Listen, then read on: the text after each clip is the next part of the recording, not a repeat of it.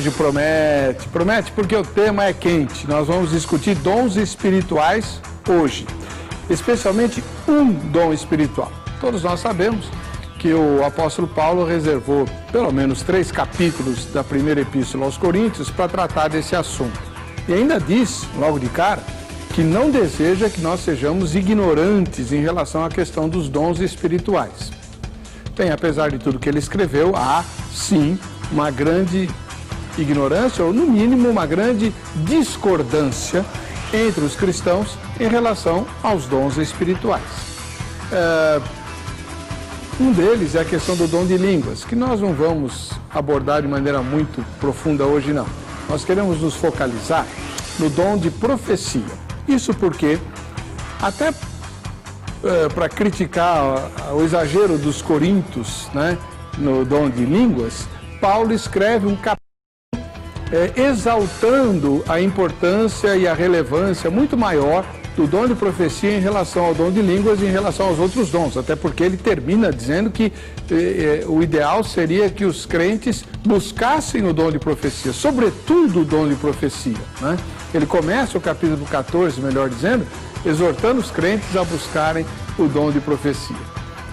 O que é esse dom? Do que é que Paulo estava falando quando, né, instrui os cristãos a irem atrás dos dons e especialmente o dom de profecia? Como é que ele funcionava, ou como é que ele funciona, né, na igreja local? Há todo um capítulo, como eu disse, destinado à explicação disso, mas nem por isso há discordância na prática, né? Por exemplo, a sua igreja local tem pessoas que exercem o dom de profecia durante os cultos, ou durante as reuniões de oração, ou de estudo bíblico, ou da escola dominical, ou enfim, esse dom é exercido de algum modo? Como? Né? É isso que nós queremos discutir aqui. Paulo estava falando do quê e como isso acontece hoje na minha e na sua igreja. Está no ar o Vejam Só.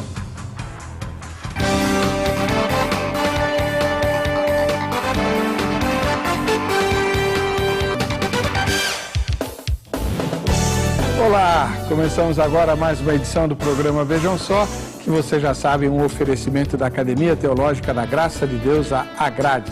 Tem presente para você, mas só tem um. Então a gente vai sortear entre aqueles que votarem na enquete. O endereço eletrônico para você fazer isso é o vejamsó.com.br.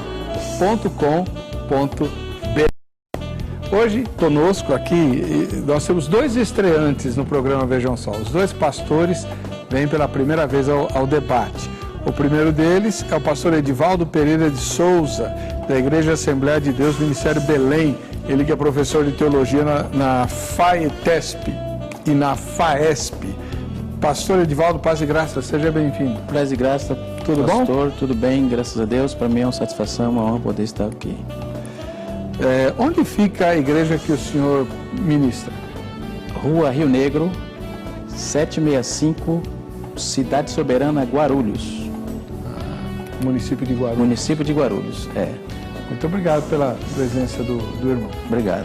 Do outro lado, Agradeço. nós temos também estreando no programa Vejam Só, o reverendo Sérgio Paulo de Lima, ou Sérgio Lima, da Igreja Presbiteriana do Brasil, lá em Santo Amaro, ele que também é professor de teologia no seminário José Manuel da Conceição, da Igreja Presbiteriana. Paz e graça, reverendo Sérgio, tudo bem? Tudo bem, Eber, graças a Deus. Obrigado pelo convite. Seja bem-vindo. Obrigado. A igreja que o irmão ministra fica no centro do bairro de Santo Amaro, Rua Promotor Gabriel Netuzzi Pérez, 289, bem próximo à estação Adolfo Pinheiro, do metrô. Muito obrigado pela presença do senhor. Então temos 2 pastores, um da Assembleia de Deus, outro da Igreja Presbiteriana. Isso obviamente foi proposital, né? As 2 igrejas são históricas, mas uma historicamente alinhada com a contemporaneidade dos dons carismáticos, inclusive com a evidência do dom de línguas para o batismo com o Espírito Santo, tido como segunda bênção, etc.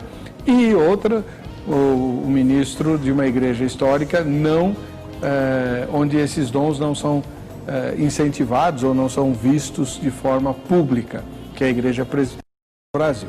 Então, são lados bem opostos para que a gente possa ouvir as duas ponderações e tirar as nossas conclusões. Isso foi proposital. Eu agradeço aos dois irmãos que aqui estão, que além de pastores de igreja local, isso é fundamental, porque lidam diretamente com o povo, não são teólogos de gabinete, né? Mas são teólogos, porque dão aula nos seminários, e isso também é fundamental. O irmão Sérgio dá aula no FAETESP, que significa? Faculdade Teológica do Espírito Santo. E o reverendo Sérgio dá aula no Seminário José Manuel da Conceição, que é o seminário que forma os pastores da Igreja Presbiteriana do Brasil. Exatamente. O reverendo Ageu é o diretor lá ainda? Sim. Nosso parceiro aqui do Veja Só. Aliás, estou com saudade dele, faz um tempão que ele não vem. Um ósculo santo aí para o reverendo Ageu. Eu tenho outro ósculo santo também para um casal, quer dizer, eu só conheci a esposa. Eu vou mandar daqui a pouquinho, tá bom? A gente vai assistir agora a matéria que apresenta o tema e voltaremos em seguida com o debate no Vejam Só. Hoje vamos falar de um dom muito incentivado pelo apóstolo Paulo. É o dom de profecia, que segundo ele, exorta, consola e abençoa não só a vida da pessoa, mas a vida da igreja também. E por isso é um dom que deve ser buscado intensamente pelo cristão, porque promove não um crescimento pessoal, mas um crescimento da comunidade.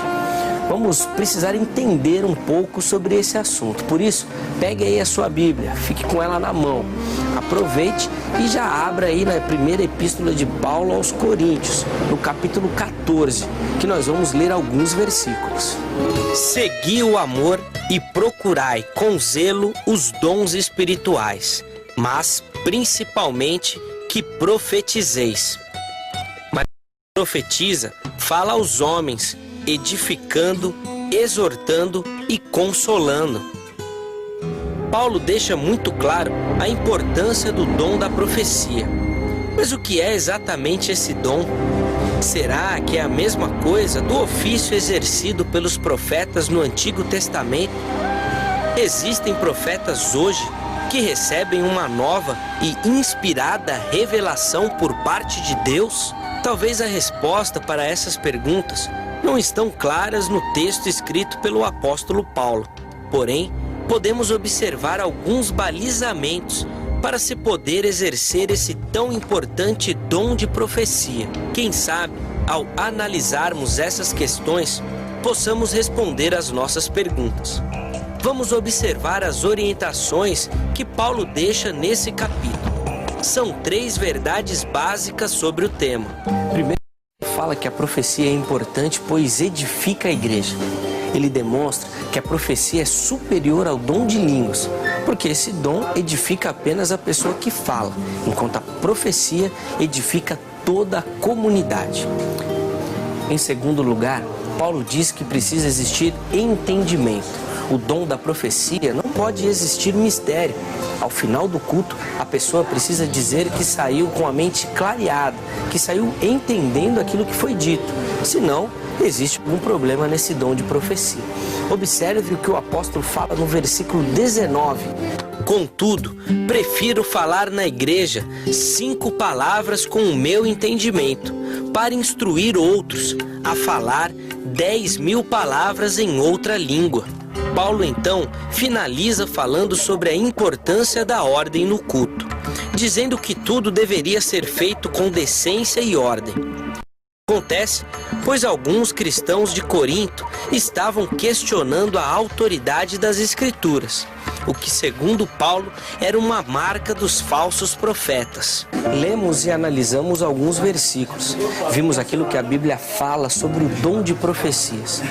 Nós iniciamos a nossa conversa com apenas uma pergunta, mas agora existem muitas outras, como, por exemplo, como funciona esse dom? Seria ele uma nova revelação de Deus? Seria ele igual ao do Antigo Testamento? Ou o dom de profecia dito por Paulo é a simples explanação da palavra de Deus? Pregar o Evangelho seria o dom de profecia nos nossos dias? Realmente as dúvidas são muitas. E é por isso, Weber, que agora eu vou passar a bola para você e para os nossos convidados aí no estúdio. Com certeza nós iremos obter a resposta para essa pergunta. Ou, pelo menos, iremos tentar. A galera que nos acompanha, com certeza vai ficar ligada Bem, Heber, um ótimo programa e até a próxima. Muito obrigado, Zeca. Está aí a palavra de Deus aberta em Coríntios, você está vendo lá, né?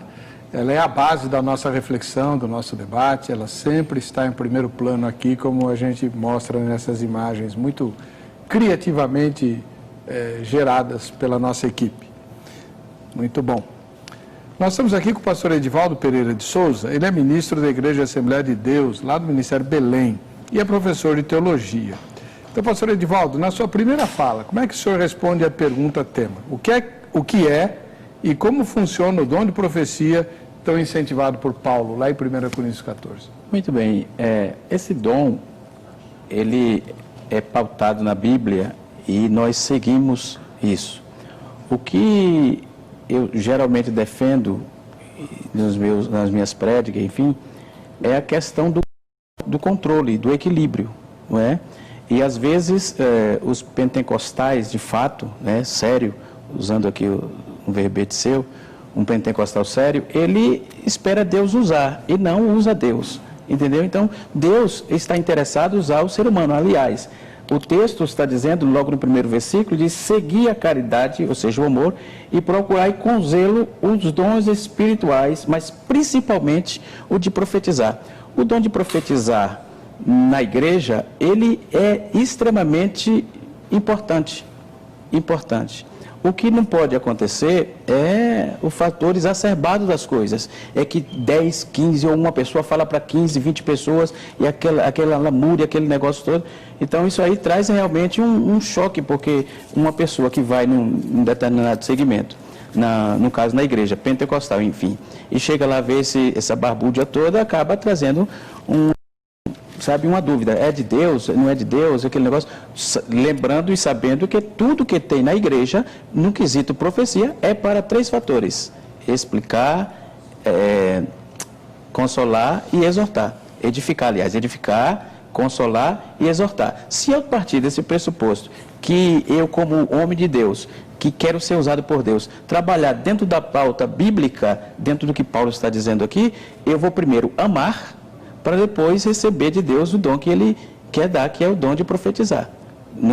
Também não é todo mundo na igreja que tem o dom de profetizar. Aliás, e não é profeta, não existe essa nomenclatura, sou profeta, não existe mais isso, só foi até João Batista, e conforme a Bíblia, ela traz essa razão, que esse dom é um dom que Deus dá. Se Deus quiser usar uma criança, Ele vai usar uma criança. Se Deus quiser usar um adulto, Ele de fato vai usar um adulto. Assim é visto o dom de profecia para quem realmente na congregação, na igreja, nos grandes eventos, nos grandes templos que se falam, não é? Se houver esse tipo de desequilíbrio, realmente aí tem que ser, como disse Paulo, não é? Tem que ser banido, porque isso é a desordem do culto. E a profecia e tudo que Deus coloca para a igreja não é para causar conflito, é simplesmente para causar exortação, edificação e consolação. O que o senhor chama de desequilíbrio? Desequilíbrio é a falta de conhecimento, no meu ponto de vista. Não, por exemplo, um exemplo prático. Então, um culto onde não haja o equilíbrio no dom de profecia é quando muitas pessoas estão profetizando ao mesmo tempo? Positivo. Na verdade, cada um fala para... Existe aquela questão de promoção, que acho que naquele evento ali, se ele for... É assim que eu observo, entendeu? Sou do meio, me converti e tenho certeza que Deus usa, sim, não tenho dúvida, que quando Ele acha graça em usar a mim, Ele usa, mas também não peço para ninguém ir para a igreja, porque Ele vai me usar naquele dia. Tem dia que você tem e tem dia que você não tem. Isso é muito, sabe, isso é volátil. Deus pode usar uma criança, como já aconteceu. Também pode usar o pastor, está pregando, você está ministrando uma palavra e no final Deus mostra para você, isso acontece sempre, irmão fulano de tal, fica de pé, alguma coisa assim, você dirige uma palavra profética, aquela pessoa recebe a bênção, isso acontece, de fato, isso aí não tenho dúvida. E é direcionado a alguém específico? Específico. O senhor já recebeu? Já recebeu a profecia e já cumpriu na íntegra, entendeu? Na íntegra. Então, por isso, como eu sou herdeiro dessas bênçãos, nós todos, aliás, não é? porque realmente acontece comigo e eu vejo acontecer também com pessoas. E de vez em quando Deus acha graça e me tomar, Ele usa aí, sabe, curas e coisas assim. Está acontecendo isso, o camarada trava, olha assim, está acontecendo, Deus, sabe, a gente vê, parece que é uma visão que Deus nos dá e a coisa acontece. Amém. Então, por isso que eu não posso descredibilizar o que Paulo disse aqui. Agora que tenha ordem. Né? Muito obrigado. Esse foi o pastor Edivaldo Souza, da Igreja Assembleia de Deus, Ministério Belém, que também é professor de teologia. O senhor dá aula de Novo Testamento lá? Dou. Ultimamente eu estou dando aula na FAESP, de amanhã, inclusive, convido o pessoal, os alunos da FAESP, dou um abraço a todos aqui, de ética cristã. Então, eu não tenho minha matéria específica é Seitas e Heresias, na FAESP. No CETADB, por exemplo, é um núcleo de teologia lá da Faculdade Teológica das Assembleias de Deus de Curitiba, eu estou dando aula de hermenêutica. Amém. Bom, ouvido o lado pentecostal, agora vamos para o lado não pentecostal, né? Da igreja também histórica, a Igreja Presbiteriana do Brasil. Temos aqui o reverendo Sérgio Lima, ele é ministro há quantos anos já, reverendo? Desde 2002. E dá aulas no seminário José Manuel da Conceição, que forma os pastores da Igreja Presbiteriana do Brasil. Reverendo Sérgio, como é que o senhor responde à pergunta tema? Então, Heber, eu pensei em, inicialmente, falar da palavra em si, profecia, né? Porque a palavra profecia, ela está na Bíblia de ponta a ponta, ela sempre está, tanto no Antigo Testamento quanto no Novo Testamento. E a palavra profecia, a partir do original, ela tem um sentido que eu acho que nos ajuda a compreender hoje como que pode ser aplicada essa profecia na igreja. E ela, lá no final, na origem, no final, ela remonta a um conceito de luz. Profecia, ela tem uma ideia de feme, que em lá no começo ela termina em fós, que seria luz. Então, se me perguntasse o que é profecia, talvez eu diria num conceito, é o ato de trazer luz, não de criar uma luz, mas trazer um tipo de luz, um tipo de ensino claro, tão claro, de circunstâncias, de entendimento de como Deus está trabalhando, de relacionamento com Deus e com o ser humano, mas é tão forte, que o conceito todo termina com ensino, com exortação, com consolo. Porque a profecia, parece-me que ela é uma ação que Deus quer falar, ilumina de tal maneira que quando alguém compreende isso usando a inteligência, que parece-me que é o ponto aqui de Paulo está querendo desenvolver o entendimento nos Coríntios, que eles buscassem dons inteligíveis, e dessa forma eu diria que profecia seria isso, seria o ato de trazer com luz, dar luz, realmente ensinos claros, que colocaria Deus em perspectiva na vida das pessoas. Eu diria que profecia seria isso. E como é que ela funciona? Então, eu gostaria de voltar um pouquinho ao Antigo Testamento, Heber, para contextualizar a profecia. Inicialmente, é conhecido de todos nós que Deus se relacionava com o ser humano de maneira teofânica. Vinha diretamente e falava. Falava com Adão, falou com Moisés. Mas em Deuteronômio é dito que, a partir de Deuteronômio 34, é dito que não haveria mais isso, pelo menos de maneira ordinária, essa teofania. Embora Deus veio e falou com pessoas, mas não de maneira ordinária, revelacional. Inicia-se o período da profecia do Antigo Testamento. A profecia, ela não é como a teofania, não é direta a relação, a profecia, ela precisava ser julgada, por exemplo. Ela poderia ser julgada pelos critérios veracidade, verdade, cumprimento, né? E a profecia vai até o final de Malaquias, o último livro das Escrituras. E começa uma terceira parte muito significativa, que eu chamo de clímax, porque começa com teofania, na revelação progressiva de Deus, aumenta para a profecia, permanece alguma coisa da teofania, mas aumenta na profecia, e depois no clímax, como o autor dos Hebreus diz, Jesus veio e antes era aos pais, aos profetas, agora é com Jesus. Então, a partir desse clímax que é Jesus, nós temos o conceito apostólico. Os profetas do Antigo Testamento, que ajudaram a escrever a Bíblia, ou pelo menos fizeram parte da construção da Bíblia, casos como Moisés no tempo teofânico, que também construíram a primeira parte da Bíblia, ou seja, com Moisés a primeira parte da Bíblia, com os profetas a segunda parte da Bíblia, e com os apóstolos a terceira parte da Bíblia. Eu gostaria de contextualizar profecias dentro dessa ideia. Ela contribuiu para a formação da Bíblia. Quando a Bíblia foi concluída, quando tudo que Deus queria revelar foi revelado, os ofícios cessaram. Então parece não existir mais profeta por causa disso. Contudo, a profecia agora, ela precisa, ela é uma expressão da Escritura. A Escritura agora sintetiza a profecia. Isso vai terminar na Reforma no Sola Escritura. Então eu gostaria de contextualizar isso. A profecia, ela não pode estar desconectada disso. Ela precisa estar na formação da Bíblia e depois no exercício da Bíblia. Isso leva a um problema para a nossa atualidade, porque ela realmente excluiria o ofício e não haveria mais o profeta.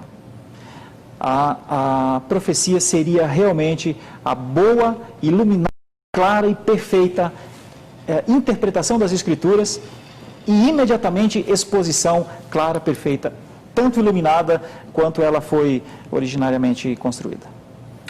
Muito obrigado, tá bom. Então nós temos duas posições aqui, a do pastor Edivaldo, que na descrição que fez, a gente vai agora explorar tudo isso, né? Vê profecia como um recado direto de Deus, inclusive para indivíduos, muito específico. E na exposição do reverendo Sérgio, uma explicação e aplicação da Bíblia, né? Das Sagradas Escrituras, algo que se aproxima do ensino ou da exortação. É isso? De consolo. Então tá, a partir do próximo bloco nós vamos quebrar o pau aqui, né? Mas antes você vai se posicionar, ó. Vamos lá, no site do programa, você tem lá, vejamsó.com.br é o site do programa, e a pergunta é: você crê na contemporaneidade dos dons espirituais? Em outras palavras, os dons espirituais que estão lá na Bíblia estão vigorando hoje, todos eles? Primeira resposta, sim. Inclusive o dom de profecia. Eu creio que eles continuam vigindo, né? Segunda resposta, não. Eles serviram apenas para o tempo da igreja primitiva. Claro que a gente está falando dos dons carismáticos, né? Línguas, profecia e por aí vai, tá? Vamos lá. E tem mais uma resposta, né? Nenhuma das anteriores. Porque pode ser que alguém queira responder o sim, mas não em relação ao dom de profecia, ou alguém queira responder o não, mas não porque é só da igreja primitiva. Então, se não concordou com as duas anteriores, vota no NDA. O importante é votar para você concorrer ao brinde da Agrade.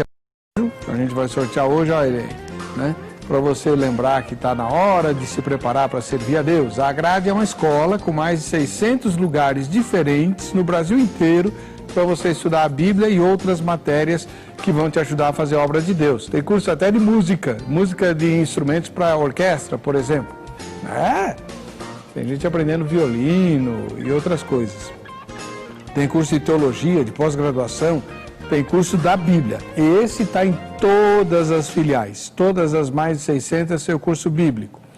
Então pega o telefone, anota aí, amanhã tem aula, amanhã é sábado, mas tem aula na grade, você pode ligar lá durante o horário comercial. 0 operadora 11 3115 0819 3115 0819 é o telefone da Academia Teológica da Graça de Deus, a Grade, para você pegar o endereço mais próximo da sua casa do da grade, tá bom? Antes de sair para o intervalo, deixa eu mandar um ósculo santo, né? Hoje eu conheci a Joana, esposa do Roberto. Roberto eu ainda não conheci, mas a Joana eu conheci. Dois cristãos muito sérios, muito legais, gente de Deus, gente muito bacana, né? Eu quero mandar um ósculo santo para eles e que o programa seja útil para vocês, assim como eu quero que seja útil para mim, que eu quero tirar todas as minhas dúvidas sobre essa questão aí das línguas e do dom de profecia. A gente volta já.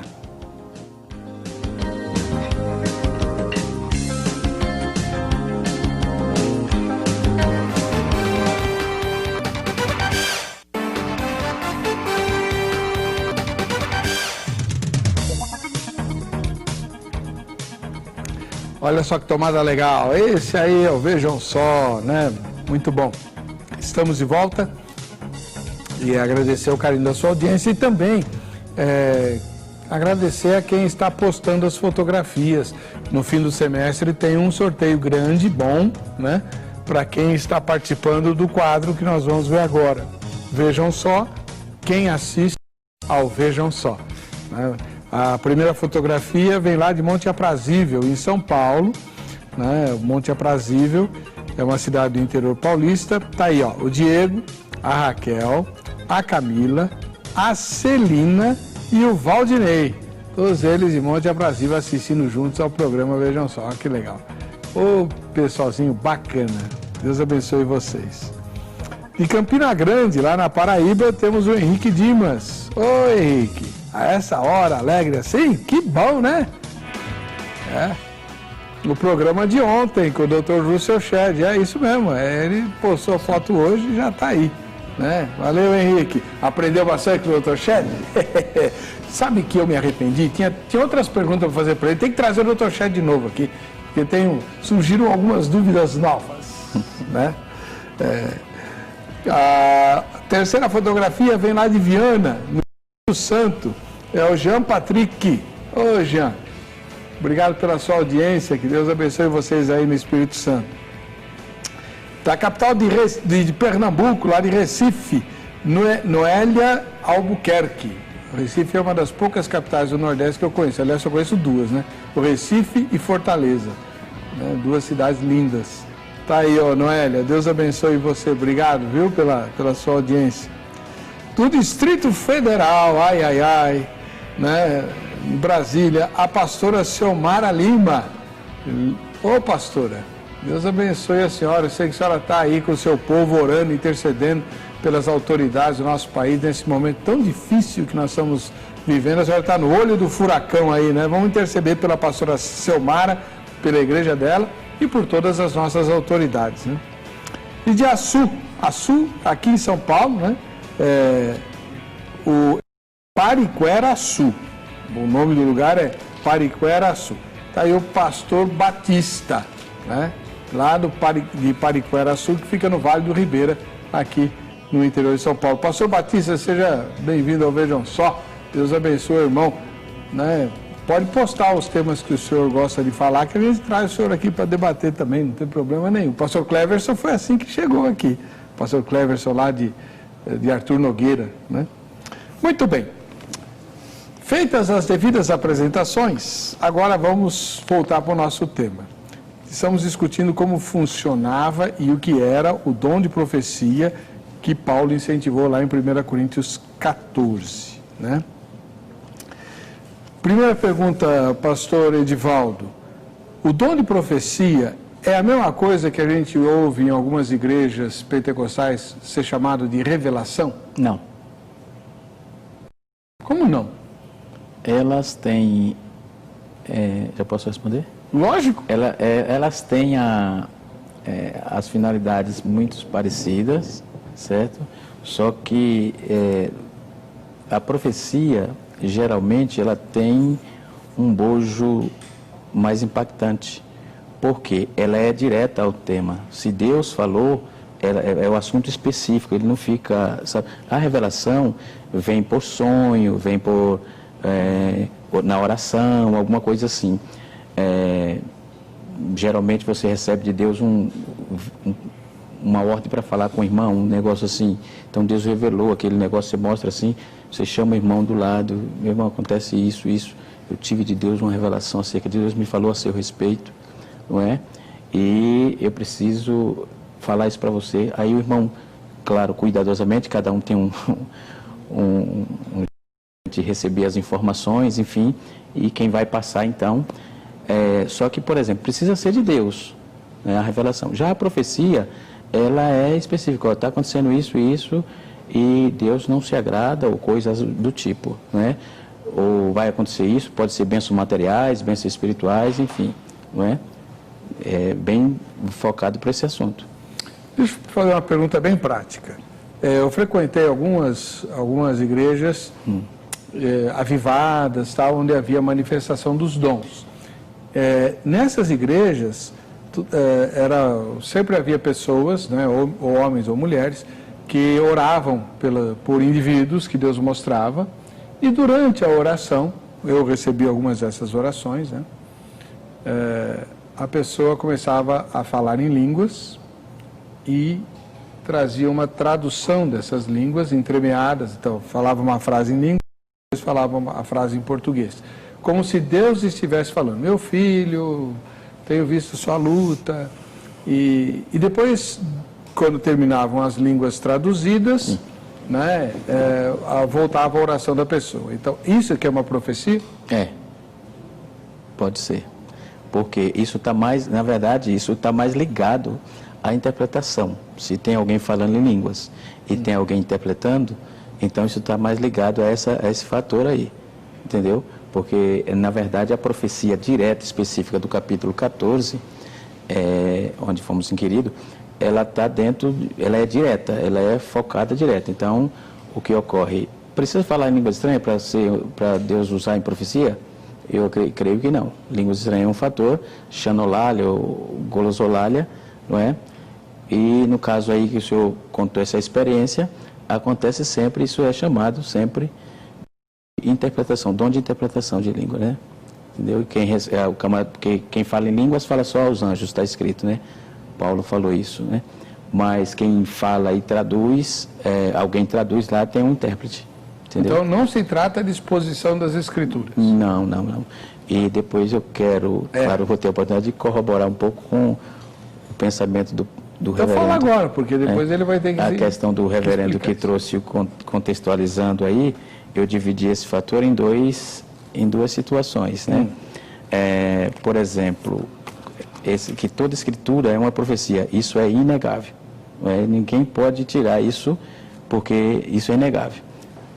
E tem profecias que foi direta para pessoas, tem profecia que foi para nações, enfim, a Bíblia de Gênesis a Apocalipse ela é toda profética, isso é fato, acreditando nisso e não tenho dúvida, certo? E essa profecia de Paulo, pode ver que ele trabalha de forma específica e já vai pegando logo a situação desde do capítulo 1. Então, trabalhando bem essa questão, que o que é profecia, eu entendo que ela é uma revelação do conhecimento de Deus que é passada aí para a raça humana, para a humanidade. Isso é através da palavra de Deus, registrado em Jeremias, quero usar Jeremias capítulo 36, versículos 1 e 2, certo? Então, Deus fala, é a forma oral de Deus trabalhar isso aí, entendeu? Então, aí eu dividi isso aí em duas situações, aliás, que foi a profecia no sentido genérico, né? Que está dentro toda a Bíblia, isso vem em 1 Pedro capítulo 1, versículo 20, né? Que vai dizer, o texto diz que Deus falou por muitas maneiras e tal. Então, corroborando um pouco e trazendo essa situação, diz aqui, o pastor pegou, ele contextualizou todo o bojo bíblico, isso é fato inegável. O crente que negar isso, eu acredito que ele não está lendo a Bíblia, ele só vive eu chamo isso de revelamento, né? Quando as pessoas trabalham com esse tipo de coisa. Né? Não é revelação, é revelamento. É revelamento, entendeu? Porque as pessoas trabalham com, sabe, parece que vai na igreja, quero ver Deus falar comigo, meu irmão, abre a Bíblia em casa, Deus vai falar contigo. Lá tem versículo para doente, versículo para quem está desanimado, tem Peraí, pastor, Mas o senhor não está negando que Deus fala, Não. por exemplo, vamos supor, Não. vamos imaginar o seguinte, eu tenho que fazer uma viagem, mas eu estou com o coração pesado, se eu devo ou não. Eu oro a Deus se eu devo fazer a viagem ou não. Aí eu vou lá no seu culto, Deus pode mover o irmão e falar, ó, o Heber Cocarelli, Deus está dizendo para você não ir. Você nem está sabendo de nada. É assim? É. Então não adianta a Bíblia de capa a capa que não vai estar escrito lá, não vá. Isso, e dentro dessa pergunta, isso é interessante, porque o que causa problema dessa confusão toda é exatamente isso, que as pessoas vivem buscando esse tipo, que uma pessoa fisicamente falem. Parece que a Bíblia não se garante, entendeu? Mas é errado buscar? Não, se eu estou na igreja e Deus quer falar comigo, eu estou ali para Deus falar comigo. De que forma? Tem vezes que, olha, eu queria que Deus usasse um vaso, usando essa nomenclatura do pentecostalismo, do neopentecostal, no caso, né? Que para mim tem sido um prejuízo para a igreja, de fato, de direito. Quero aqui expor esse tipo de situação. Mas se eu for na sua igreja e Deus falar, ó, avisa o Heber para ele não ir não, que senão ele vai quebrar a cara, você tem que falar. Já houve coisa para mim, falo. Já houve coisa disso. Isso é uma profecia. Isso é uma profecia. Já houve coisa disso, que eu chegando na igreja, para ir em uma igreja que eu congregava, inclusive quero mandar um abraço para os irmãos de Cumbica, né?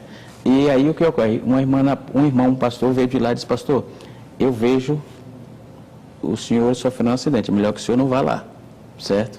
E eu, me causou pânico, né? Um negócio assim, eu estou indo fazer também a obra de Deus, e então esse tipo de anomalia, eu acabei indo e não aconteceu nada. Eu fui, voltei, Deus me usou, preguei e tal, tudo bem. Então não foi profecia, então, não, você vê o que ocorre. Então, o que ocorre? Você pode ser que o camarada vá na igreja e ele recebe de Deus. Outros, se deixar Deus usar ele, vai acontecer. Se ele querer usar Deus, nada vai acontecer. Então, esse é o tipo de choque que vem acontecendo no meio do neopentecostalismo e que as igrejas, nossos irmãos aí tradicionais, eles contestam. E eu quero corroborar com ele isso. Então, o que ocorre? Se eu olhar a Bíblia e Deus me dá segurança, eu posso ir. Mas se isso é muito ligado ao meu instinto. Tá, mas pastor, eu estou confuso agora. O pastor Sérgio está certo ou ele está errado? Não, no conceito bíblico de contextualizar, generalizar aí perifricamente o sentido bíblico, ele está certo. Agora, a profecia paulina, entendeu? É outra situação que pode acontecer. Não é o que ele descreveu, não é o que está lá em 1 Coríntios 14? Não, tem aí alguns vamos dar a oportunidade para ele se defender. Vai lá, reverendo. Agora é a sua vez de falar até o fim do bloco. Heber, para nós, a profecia, ela é o que a Escritura diz. No nosso caso, nós anulamos a pessoa do profeta como se ele tivesse uma intimidade a mais com Deus para trazer alguma coisa que seja uma revelação mesmo. Então, eu vou usar a seguinte: se o ofício cessou, nós somos cessacionistas em relação ao ofício, mas a pregação continua. Então, nós temos um exemplo no Novo Testamento. Nós temos os apóstolos. No Antigo Testamento, os profetas construíram a palavra, a Bíblia, e deixaram escrito. No Novo Testamento foram os apóstolos. Quando Paulo trabalhou com novas pessoas, como Tito em Creta, como Timóteo, ele não os chamou de apóstolos, porque tem aquele conjunto limitador. Quem andou com Cristo e foi chamado por Cristo, inclusive o próprio Paulo. Mas essas pessoas, Tito em Creta, ele exercia a pregação. Ele exercia a pregação num nível de uma entrega profética, mas é o querigma, é o anúncio, é a proclamação. Tanto é que quando Paulo escreve a Tito, Paulo diz assim: tu, porém, fala o que convém à sã doutrina. Ou seja, tu não está acima, a tua intimidade com Deus, a tua imaginação não está acima, Tito. Tu tens que ficar debaixo da sã doutrina. O teu limite é a sã doutrina. Então, nós entendemos que não cabe essa profecia assim, a não ser que seja o que está nas Escrituras. Como profetas interpretaram outros profetas. Nós temos casos assim, de profetas que leram profetas antigos e replicaram nos seus tempos presentes. mas eles não poderiam negar aquela profecia antiga. Isso me leva ao entendimento que o profeta, aquele que entrega a profecia, ele, a sua capacidade, a sua serviçalidade, ela é segundo a proporção da fé. Mas isso não o tamanho da sua confiança e intimidade com Deus, e sim o conjunto de verdades que ele crê. O conjunto de verdades que ele aprendeu das Escrituras, o corpo de doutrina que ele tem. Por isso, para nós, a profecia atual é o desígnio de Deus das Escrituras. Nós imaginamos que com a Bíblia completa, com os apóstolos substituindo os profetas do Antigo Testamento e completando essa obra, o cânon revelacional fechou. Então, nós entendemos que não cabe uma nova revelação. Por isso, nós entendemos que não caberia esperar, por exemplo, que alguém dissesse não vá a tal local ou vá a tal local. Porque esse conjunto de entendimento a gente desenvolve no caminho da oração e da leitura das Escrituras. A gente desenvolve na nossa caminhada com Deus e no aprendizado das Escrituras para o exercício da prudência, para o exercício da moderação. E nós achamos realmente muito perigoso, o pastor Edivaldo falou, o risco quando o homem se interpõe entre as Escrituras e a pessoa que ouve as Escrituras, o risco é muito grande e põe em xeque a verdade. Como, por exemplo, a pessoa diz para ele, não vá até a tal lugar, a tal local, né? A pessoa pode dizer, eu acho que você não deve ir a tal local, eu acho que é perigoso. Ela pode dizer, mas o ponto fundamental é, eu falo isso com a autoridade de Deus, eu falo isso com a autoridade, assim diz o Senhor, porque se eu digo isso assim diz o Senhor, ele não disse. E ele não disse porque ele não diz mesmo, porque não é assim, não é o comum, pelo menos. O risco nosso de manter um ofício velado de profeta, embora a gente diga que não haja profetas, mas na verdade há, eles existem, e eles estão fazendo um ofício que cessou com as Escrituras. E ao fazer este ofício, embora eles não queiram ser chamados de profetas, mas eles o fazem numa pretensa autoridade divina. E pessoas seguem. E pessoas são desvirtuadas por isso. Eu não digo que é má intenção, eu não digo mesmo, eu respeito esse aspecto pessoal de cada um. Mas cria um desserviço, na minha opinião, ou cria uma dificuldade para com a autoridade das Escrituras, a suficiência delas, a inerrância delas, aquilo que elas dizem. Então eu prefiro ficar naquela linha de Paulo aqui em 1 Coríntios 14. Ele diz assim, olha, precisa ter ordem. Ao entregar, tem que ter quem interpreta e julga. E a palavra grega lá é muito interessante, diakrinó, é uma palavra que tenha critério em ouvir o que o profeta diz. O que quer dizer que nessa perspectiva aqui, Deus está operando tanto no que falaria as coisas de Deus, quanto no entendimento, como por exemplo os bereanos, quando eles ouviram... Mas aí que está, reverendo. O senhor falou, quem falaria as coisas de Deus. Então, quando Paulo está escrevendo 1 Coríntios 14, ele está pensando no que o senhor está falando, né? Ele está pensando numa exposição do que Deus já revelou. Era isso que os crentes, todos eles, deveriam fazer no culto? Quer dizer, 2 ou 3, né? Mas todos vós podereis profetizar, cada vez 2 ou 3 e tal. Eles falariam do que Deus já revelou, ou do que já estava escrito, ou o que eles falariam? Puxa, é uma pergunta difícil, mas eu vou arriscar. No tempo de Paulo, o cânon não estava fechado ainda. Então, tanto é que em vários textos nós temos pastores e mestres, nós temos apóstolos e profetas. Então, a ideia ampla seria que o apóstolo é aquele que está escrevendo a revelação e os profetas estariam propagando isso dentro das igrejas. Mas eles estão propagando, por exemplo, um profeta não iria contra o ensino de Paulo. Né? Assim como ele não iria contra o ensino de Isaías, como ele não iria contra o ensino de Moisés. Por isso que o profeta do Novo Testamento, desse tempo da igreja de Corinto, ele tinha muitas limitações.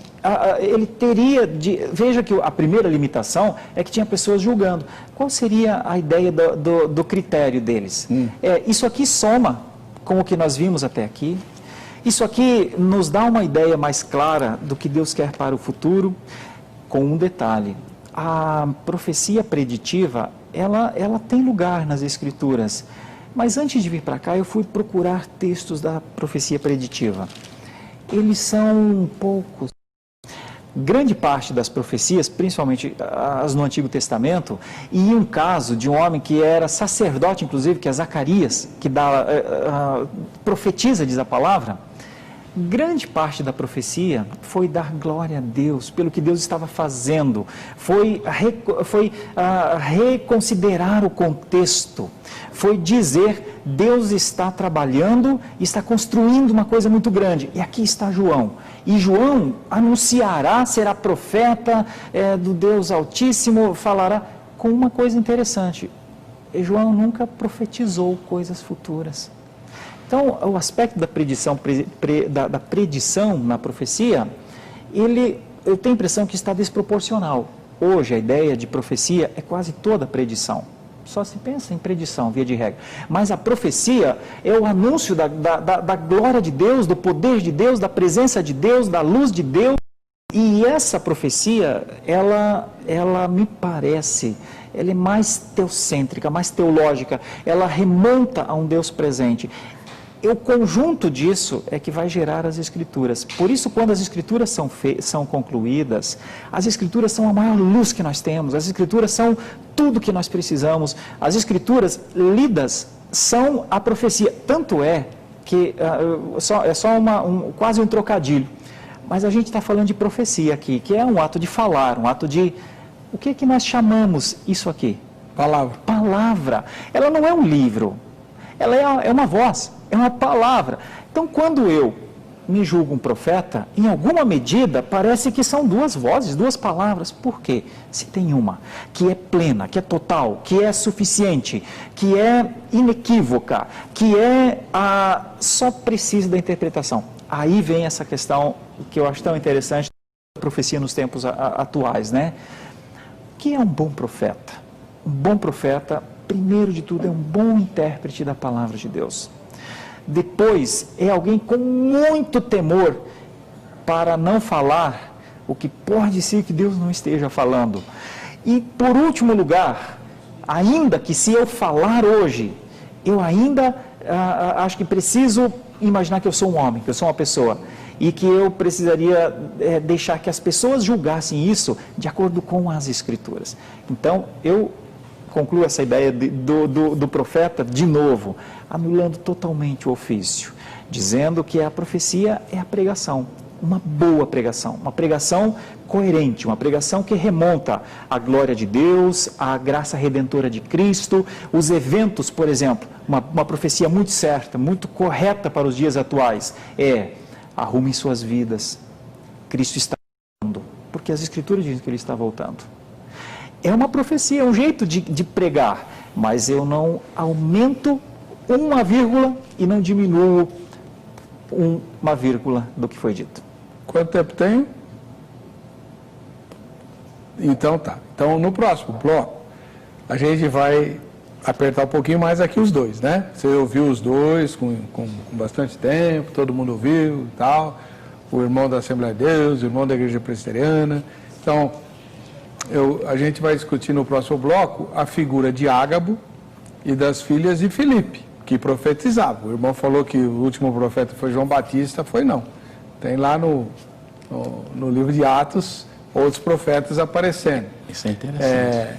E tem Apocalipse, escrito por João. Aquilo não foi uma profecia, né? Ou aquilo não é uma profecia. Outra coisa que a gente vai discutir aqui, a figura de Molino, que fundou um movimento calcado na profecia, ele e algumas mulheres que alegavam que Deus falava na hora, instantaneamente, por meio deles, exclusivamente por meio deles, né? Trazendo coisas, recados como esses, né? Que o irmão Edivaldo descreveu aqui, e ele foi coibido pela igreja oficial, né? Foi perseguido como herege. O montanismo estava errado, né? E, em terceiro lugar, eu quero entender o seguinte. O que é que Paulo está falando em 1 Coríntios 14 sobre segredos do coração? Se era para pregar a palavra, por que que ele usa o termo, vai chegar um sujeito aí na igreja que nunca foi crente e tal, e os segredos do coração dele vão ser revelados, né, por meio da profecia. Aí ele vai dizer, puxa, Deus está aqui, né? Então, será que profecia em 1 Coríntios 14 não é, de fato, revelação, exposição das Escrituras? Mas se é revelação, por que ela tem que ser examinada pelos outros? Por que ela tem que ser julgada? Tudo isso no próximo bloco. Então, ó, você não pode sair daí não, porque a gente vai aprofundar muito essa questão. Só que antes de sair, eu queria exortá-lo, né, já que o assunto é profecia, vou exortar você a compartilhar da possibilidade de anunciar o seu produto, o seu serviço aqui nessa emissora. O nosso público, você conhece, é bom, sabe pensar, tem critério, né? Então, por que não? Faz o seguinte, entra lá no facebook.com/RITTV Comercial ou então no Instagram, @RITTV Comercial, e você vai ver como vale a pena anunciar aqui.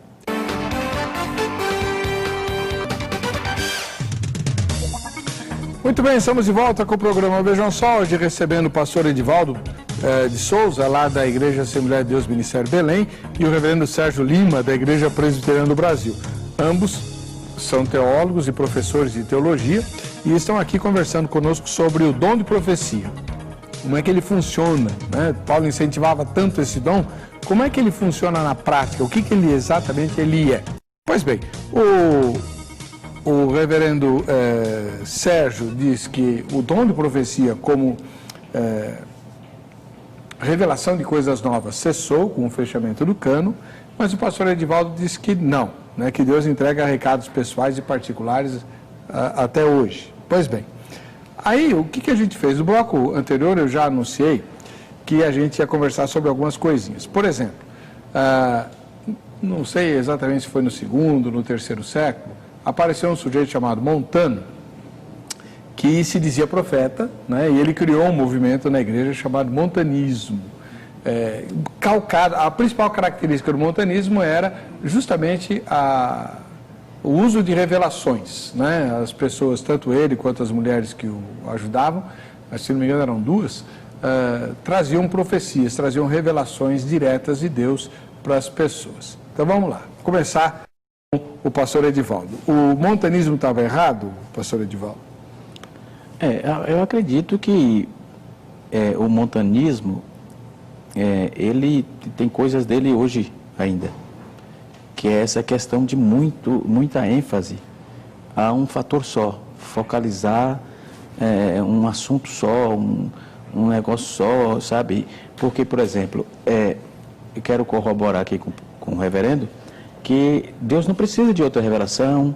Tem gente pregando aí, hoje tem aula da Bíblia revelada, isso não existe, isso é desconexo, certo?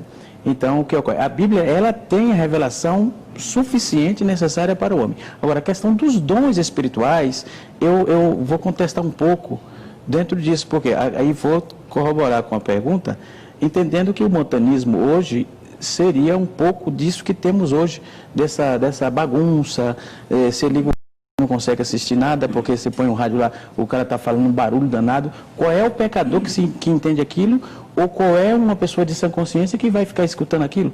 Por quê? Primeiro, se, por exemplo, se Deus quer falar com o pastor Heber, o reverendo Heber, maravilha, é uma particular dele com o senhor. Se o senhor está na oração, Deus lhe revela ou lhe fala alguma coisa, é o senhor e Deus, o senhor vai estar sendo direcionado por aquilo, não é? Agora, a questão da Bíblia, que o pastor tanto dá ênfase, isso aí, a Assembleia de Deus, o movimento pentecostal sério, não desqualifica de maneira nenhuma. O cara que fizer isso, ele não tem condição de nem falar por um discipulado, que é o que temos na igreja, discipulação. Agora, o que ocorre? A questão do montanismo, por exemplo, eu vejo que isso aí está dentro desse negócio de muita coisa, uma ênfase só. Tem movimentos hoje assim que dá ênfase demais à situação. Mas o Montano estava errado ou quem perseguiu o Montano é que estava errado? Eu acho que ele tinha uma parte boa, mas ele não estava 100% certo, não. Qual que era o erro dele? aquela questão de enfatizar só um assunto. Reverendo, e o senhor? Eu penso que Montano estava errado, porque ele pregava o ascetismo, ele pregava que as pessoas saíssem do mundo, ele se dizia portador de uma revelação especial do Espírito Santo de Deus, e essa revelação apontava para o fim do mundo. Ele dizia que estaria próximo o fim do mundo, e por isso as pessoas precisariam se desconectar totalmente do... Mas Pedro também falou isso na Bíblia. Mas Jesus, quando orou pelos apóstolos, Jesus disse que eles estariam no mundo. Não, reverendo, vamos lá. O apóstolo Pedro fala assim: vocês não esqueçam que são peregrinos e forasteiros desse mundo, a nossa pátria está no céu, não se liguem com o que está aqui, e quem acha que está demorando é porque Deus está esperando todo mundo se converter, ele já vem. A mensagem é igual. Mas vê só, Heber, a palavra separação, o ascetismo de Montano, era um ascetismo total, por isso que ele levou muita gente com ele mesmo e criou um movimento, inclusive. Mas a separação proposta tanto por Pedro, quanto por Jesus, quanto por Paulo, ela não é a separação total, ela é a separação moral. A gente se separa moralmente da cultura, mas a gente não se separa e não se desconecta do tempo, porque o que acontece? Onde que Montano errou? Achando que naquele momento, por uma iluminação do Espírito Santo de Deus, eles tinham que se separar totalmente, se santificar, porque estava vindo, Jesus estava voltando, né? E isso é a prova que ele estava errado, que isso não aconteceu. É verdade. Vamos lá. Agora, o pastor Edivaldo, o senhor falou que os profetas acabaram em João Batista. Como é que o senhor explica Ágabo, as filhas de Filipe e... João, tudo bem, João não vale, porque ele é apóstolo, mas... E o Ágabo, que não era apóstolo? Então, dentro dessa fala, desse contexto, podemos observar que a questão de até João Batista, que é a questão messiânica, por exemplo, entendeu? Então, tudo que tinha que ser dito dentro desse contexto messiânico, estava sendo dito exatamente, foi dito até João Batista. Agora o que ocorre? O dom, isso que aconteceu com Ágabo, por exemplo, pode acontecer conosco. Deus tem a sua vontade soberana para fazer o bem querer, o que Ele quer, tanto querer como efetuar. Existem Ágabos hoje? Possivelmente. Por que essa questão? Porque se o homem de Deus se dedica a buscar a vontade de Deus, e Deus querer usar ele, isso não pode ser propagado assim de forma que o camarada gere uma doutrina, um ensino dentro disso, mas deixa Deus fazer conforme a vontade dele. Pastor, mas na prática faz fila na casa do profeta e da profetisa. Aí é que está entendendo, é isso que eu reprovo, que a Assembleia de Deus, por exemplo, reprova muito isso, entendeu? Reprova muito esse tipo de ação, porque, por exemplo, eu vejo, isso a gente contesta o tempo todo, porque não pode acontecer mais isso. Porque não existe mais profeta, conforme o pastor, pegando aqui de uma fala anterior do pastor, do reverendo Sérgio, ele diz que as pessoas se autoproclamam profetas, né? Isso é veementemente repudiado pela Bíblia e pela comunidade assembleana. Como assim? Porque não existe esse profeta. Eu sou aqui, eu sou profeta. Agora, o pregador, o expoente da palavra, ele está sendo um profeta. Agora, peraí, pastor, agora tem que explicar direito, eu estou confuso. No 1 Coríntios 14, tema que nós estamos discutindo. Paulo fala assim: eu gostaria que todos vós profetizasseis, né? Um depois do outro e tal. Ele fala isso várias vezes no texto. Sim. Então, é para todo mundo profetizar. Por que ninguém pode falar que é profeta? Aí o que ocorre? Todo mundo profetizar, que aí vai entrar de novo no contexto da Bíblia. Todo mundo tem que pregar a Bíblia. Pregar? Porque essa profecia que Paulo fala, por exemplo, ele estava falando para um grupo de pessoas em Coríntios que era complicado. O pessoal era cosmopolita, vinha com seus maus costumes e etc e tal. Então todo mundo sabe que a questão de Coríntios ali foi uma questão específica e ele procurou retaliar bastante aquela igreja, principalmente nesse contexto aí. Agora, também não podemos dizer que só foi para aquele tempo. Hoje Deus continua usando pessoas. Do mesmo jeito. Deus usando, não as pessoas usando a pessoa, e também Deus não titulou ninguém, quando ele usa, eu estou usando é para você publicar esse título, você é o camarada. Não, pastor, mas peraí, não adianta fazer essa pergunta para o reverendo, porque eu já sei a resposta, ele vai dizer que isso cessou. Existe o dom de profecia, sim, certo? sim. Quem tem o dom de profecia é profeta ou profetiza, não é? Sim. É isso aí, a nomenclatura que se chama, por exemplo, fulano profetizou aqui. Só que nós ensinamos para a pessoa não ostentar esse título, porque isso aí Deus pode tomar, o reverendo Heber, pode tomar o reverendo Sérgio, pode tomar o pastor Edivaldo. Se Deus tiver necessidade de falar, ele vai falar ali, porque se eu tiver dificuldade de entender isso, eu vou ter que me contrapor lá com números.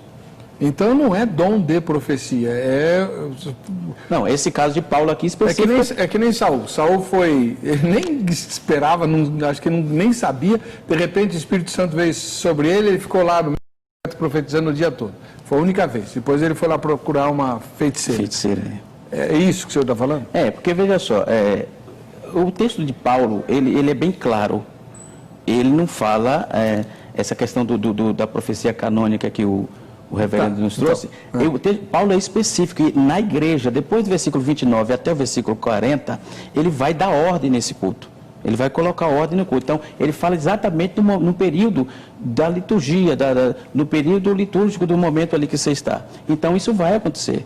Pode acontecer. É a exposição da palavra? Não. No caso aí é o dom. Paulo está falando de dom, não exposição da palavra. Okay. Dom, literalmente. Deus deu ali, agora o que ocorre? Deus nos deu, Deus não deu para a pessoa se ostentar aquilo. Tudo bem, a questão da ostentação está clara. Agora, reverendo Sérgio, o que o pastor Edivaldo está falando aqui, eu já tinha notado também, para o senhor explicar para nós. Depois, se ele não concordar, ele discorda, né? Mas a ideia é a seguinte, lá em 1 Coríntios 14, quando Paulo está falando da necessidade de profecia em vez de língua, porque a língua ninguém entende, só a pessoa que fala, se é que ela entende, às vezes nem ela entende e tal, mas na profecia todo mundo entende. Então a edificação. E aí ele tem um trechinho lá, que para mim é meio confuso, em que ele fala assim, olha, se todo mundo estiver orando em línguas, vai chegar um descrente e vai achar que vocês são tudo doido, né?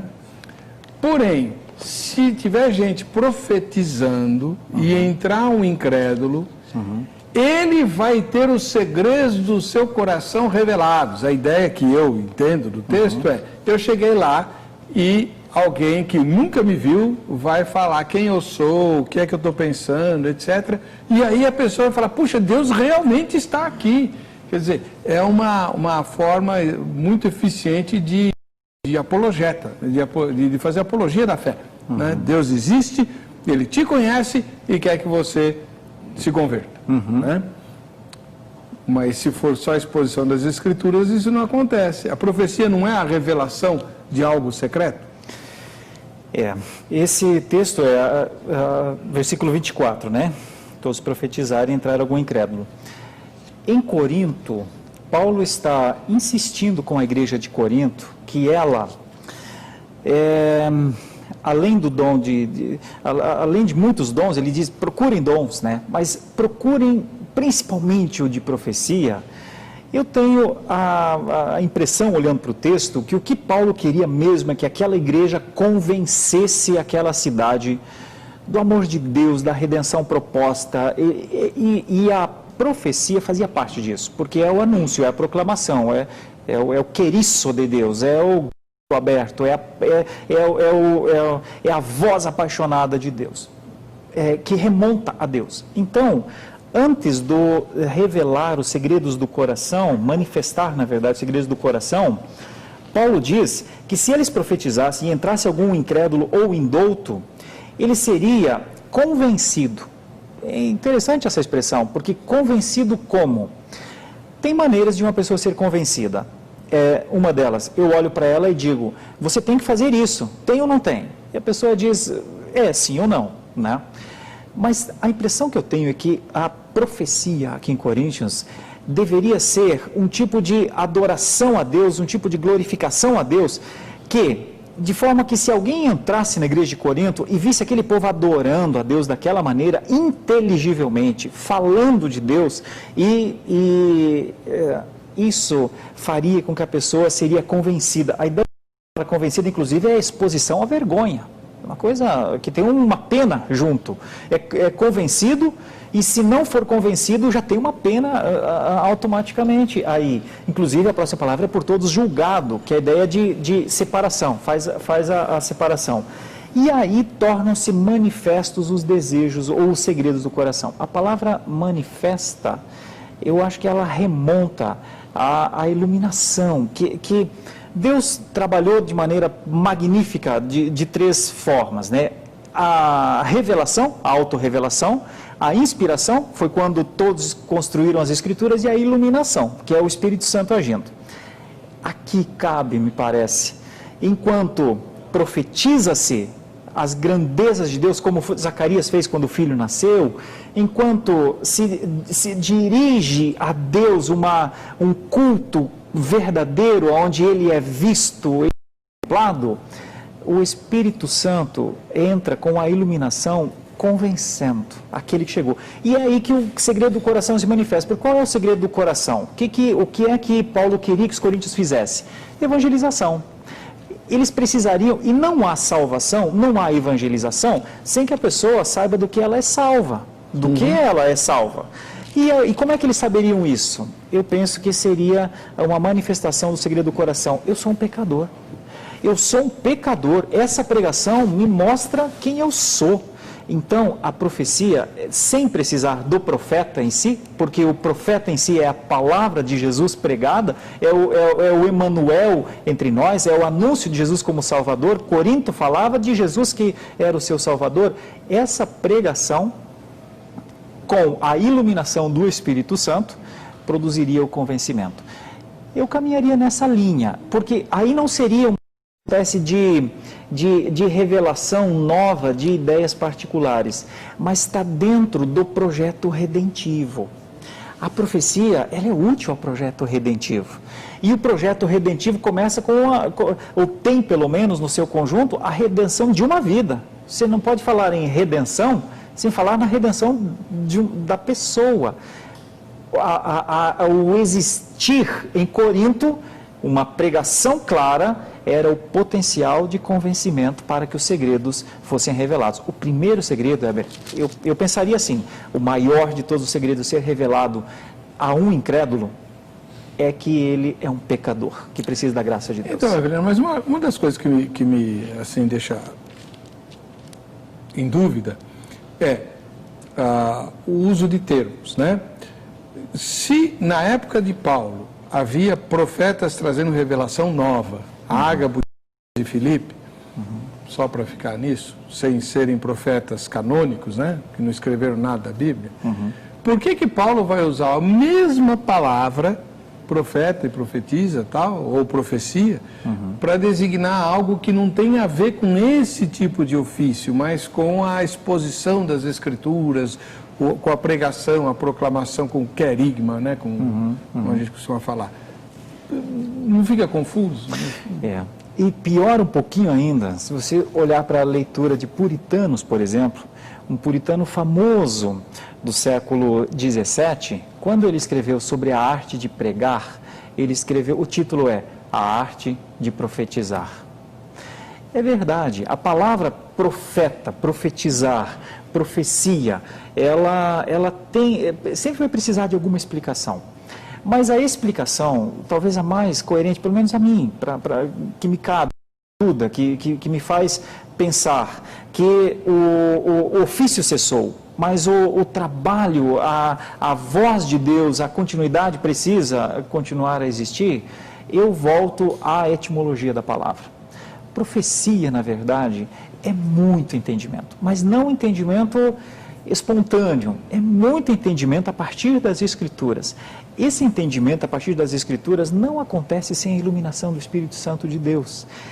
Esse homem, e não precisa ser um pastor, este homem, esta mulher, debaixo das Escrituras, limitado pelas Escrituras e em paz com isso, sem querer mais nada além das Escrituras, suficientemente pelas Escrituras, ele prega, ele pode pregar. E ele fazendo isso é superior, pelo menos na história, a história faz justiça a isso, ele é superior ao profeta que se levanta individualmente.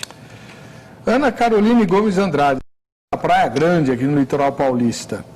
Diz assim: a paz do Senhor. Popularmente, profecia é tida como prever o futuro, o que não está errado. Ela cita vários textos aqui. Mas não se trata apenas disso. Em sua essência, a profecia, no sentido bíblico, envolve pregação, exortação e explicação da vontade de Deus. O dom de profecia é claramente mencionado em 1 Coríntios e também em Efésios, como um dos dons do Espírito Santo e de Cristo para a igreja. 1 Coríntios 12 e Efésios 4. Além disso, é para ser usado para benefício dos cristãos. Na igreja primitiva, o dom da profecia não era incomum e foi um dos resultados do derramamento do Espírito Santo de Deus. O livro de Atos dos Apóstolos menciona poucos profetas cristãos, mas um deles era Ágabo, cuja função, e aí acabou o espaço da irmã lá da Praia Grande, Ana Caroline, né? Edson Enedino, de São Paulo: negar o dom de profecia é negar o poder de Deus. É evidente que pessoas podem se enganar e profetizaram da carne, como dizem. Mas o que é de Deus, aí é profetada, né? Como profetada. Mas o que é de Deus se cumpre perfeitamente. Sou testemunha disso. Presbítero Edson Enedino, da Assembleia de Deus, Ministério São Mateus. O Luiz Carlos, também da Praia Grande, São Paulo: dom de profecia é a capacidade de alguém profetizar algo de Deus para outro alguém. Esse dom é distribuído pelo Espírito Santo, conforme sua vontade. Antigamente, Deus falava pela boca dos seus santos profetas, mas atualmente as profecias são ditas por quem possui esse dom e são embasadas na palavra de Deus já descritas na Bíblia Sagrada. Então, reverendo, não, vou começar com o pastor. Pastor Edivaldo. Sim. Tem coisa que a Bíblia não responde. Por exemplo, eu devo ou eu não devo casar com essa pessoa? Nem tudo a Bíblia responde. A gente tem que ficar em detalhe. Aí o profeta pode ajudar. Não. Por que não? Se Deus não quer responder, Deus, propriamente dito, não tem... É aquela questão que eu disse, o camarada quer usar Deus. Aí é onde o pastor Sérgio... Mas a maioria das profecias sobre casamento, noivado... Deus não tem profecia para casamento. Isso não existe. Como que não? Por que não? Profecia não é para casamento. Eu recebi no meu noivado, quando eu estava namorando com minha esposa, um beijo para ela, Maria José, entendeu? Vai estar nos assistindo aí. Com certeza, esse negócio é totalmente falacioso, é improcedente, não tem nada a ver. Por quê? Envolve pessoas, duas pessoas, sabe? Deus cuida de tudo, tudo bem, é decisão sua. Porque temos que partir do pressuposto que são decisões que o homem toma. Mas é o que tem de gente falando: Deus mandou desmanchar o noivado. Então, isso aí é totalmente reprovado. Se o camarada fazer isso, ele é passivo de uma exclusão. Não tem como fazer, porque ele está entrando numa área que Deus fechou. Deus aliançou, Deus criou o homem para a mulher. Vai casar e o camarada vai lá e diz: não é para casar. E se for?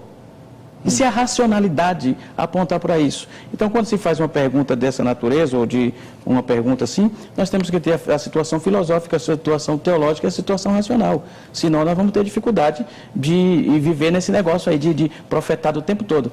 Meu irmão, por isso que, às vezes, o pentecostalismo sofre com essa disparidade de gente criando anomalias dentro de uma situação que é inexistente. Isso é inexistente na Bíblia, fora dela e em qualquer contexto. Por exemplo, quando eu estava namorando minha esposa, e a gente estava ficando noivo, uma senhora veio para nós e disse que, falou para mim, eu estava evangelizando domingo à tarde, ela disse para mim: aquela mulher não é de Deus não.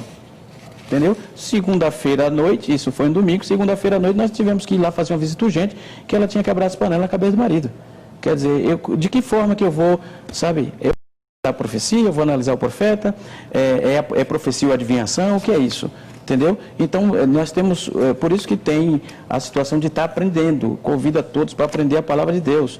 Aprendam a palavra de Deus. Você vai diferir dons espirituais. Dons espirituais, eles são vigentes, é para hoje, é de hoje, é para os salvos, é para os crentes. Isso existe, dons espirituais. Mas só Deus dá, conforme o texto, logo no primeiro versículo, diz que tem que ter amor. E o pessoal faz aquele conflito todo e quer tirar aquilo que, sabe? Então, essa profecia de casamento é um negócio totalmente fora de contexto, de razão e de lógica.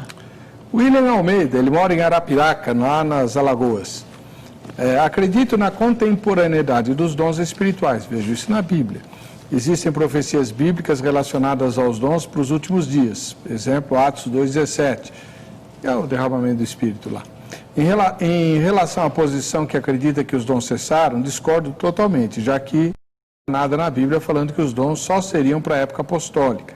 Mas veja a profecia como algo divino, que Deus revela para a sua igreja, pessoas com esse dom, para a edificação da igreja em geral. Hoje, em grande parte, esse dom não está sendo usado como a Bíblia ensina. Deus abençoe a todos, vejam só. A palavra do William me fez lembrar uma coisa que eu queria comentar com o senhor, reverendo. O Wayne Grudem é um teólogo, né, escreveu uma teologia sistemática e tal, e ele publicou um livro, queria muito que ele tivesse vindo aqui hoje, ele esteve no Brasil recentemente, para explicar, porque eu não entendi nada do livro dele, sobre profecia. O senhor leu? Eu li o que Edmund Clooney escreveu no livro A Igreja, abordando o que Grudem falou exatamente sobre 1 Coríntios 14. Eu diria ao senhor que eu discordaria bastante de Grudem. Que ele quer fazer uma porta, talvez, entre a teologia confessional e abrindo uma porta para a teologia contemporânea, o exercício da teologia contemporânea, fazendo uso da exegese. Mas eu fico com a ideia de Clooney, quando ele comenta Grudem, ele diz, olha, a suficiência das Escrituras é o grande benefício a ser descoberto, mais do que pessoas. Eu caminho nessa direção. E o livro dele, eu acho que ele teria que reeditar o livro, porque ele está muito confuso. Eu li e não entendi nada. Muito confuso mesmo. Lucas, ou eu sou muito burro também, pode ser, né? O Lucas de São Paulo, o dom de profecia é um dom do Espírito Santo. E através da pessoa que tem esse dom, Deus exerce seu poder, transmitindo uma palavra cheia de sabedoria e de vida para a edificação da comunidade. Se a profecia for línguas, é necessário que alguém as interprete. Eu nunca vi isso acontecer no meio evangélico, mas já vi isso acontecer em comunidades carismáticas católicas. Não, eu já vi acontecer em igreja evangélica de monte. A pessoa, aquilo que eu falei aqui, ela ora em línguas e traz a interpretação. Isso é profecia, não é isso? Mas isso seria, se for Deus que estiver usando, seria interpretação de línguas. Tá, mas o conjunto da mensagem é uma profecia. O meu filho, não desanime, ou estou muito bravo com você. Alessandra Rodrigues da Silva, da capital do Rio. É um dom, uma marca, um selo marcado no espírito de todos os salvos. De todos os salvos? Bem como cristãos devemos, segundo a palavra, pois que dela usa não se corrompe, pois falamos em mistérios para que os de fora não entendam. Às vezes me pego orando ao Senhor e por alguns momentos sinto balbuciar o meu ser com gemidos inexprimíveis, a ponto de falar em línguas estranhas conversando com Deus. E por vezes começar a profetizar segundo a palavra e segundo a vontade de Deus, que é boa, perfeita e agradável. Por exemplo, tive em minha família um sobrinho doente e logo ao dar entrada no hospital, uma médica disse que ele tinha meningite. Logo, sabendo o ocorrido pelo meu irmão, seu pai, comecei a profetizar segundo a palavra e rechaçar aquela palavra proferida pela médica. E comecei orando pelo telefone com a minha cunhada que estava com ele. Isso é profetizar? Não, ele fez uma oração e Deus aprova e curar, entendeu? Eu estava em São José dos Campos há um mês atrás e de repente um pastor, o anfitrião, ele passou mal e teve que ir para o médico. Quando voltou a gente estava chegando lá e ele estava mal. Aí ele disse, pastor Edivaldo, quando eu fui passando, cumprimentei eles, faça uma oração por mim. Eu coloquei a sobre ele, sobre a sua cabeça, fiz uma oração e ele ficou bom. E deu continuidade ao culto, porque Deus tem o seu jeito de trabalhar. Agora, Sim. O que eu não posso discordar é dos dons espirituais, ele é inexistente. Ele é existente, ele não é inexistente. Eles existem, continua existindo. Continua. A gente vai fazer outro debate. Canônico sobre não, isso. Mas o canônico é a palavra e tal. Mas os dons espirituais de Deus, eles permanecem. O que não permanece é o nosso tempo. Nós já estourei o tempo do programa aqui, o diretor está brigando comigo. Reverendo Sérgio Paulo de Lima, da Igreja Presbiteriana do Brasil, lá de Santo Amaro, muito obrigado pela presença do irmão. Pastor Edivaldo Pereira de Souza, muito obrigado. O irmão é da Igreja Assembleia de Deus, Ministério Belém. Ambos esses irmãos estão com o contato deles no site do programa, no campo Convidados. Clicou lá, abriu o campo, as informações deles para vocês mandarem e-mail, convite. Quem quiser pode mandar oferta também, não tem bom? Vamos ver quem é que vai ganhar o brinde da grade. Eduardo Mendes da Costa, lá de João Pessoa, na Paraíba. Parabéns, Eduardo. Para você que fica com a gente, que fica com essa emissora, a paz e a graça de Jesus, nos vemos no próximo Vejam Só.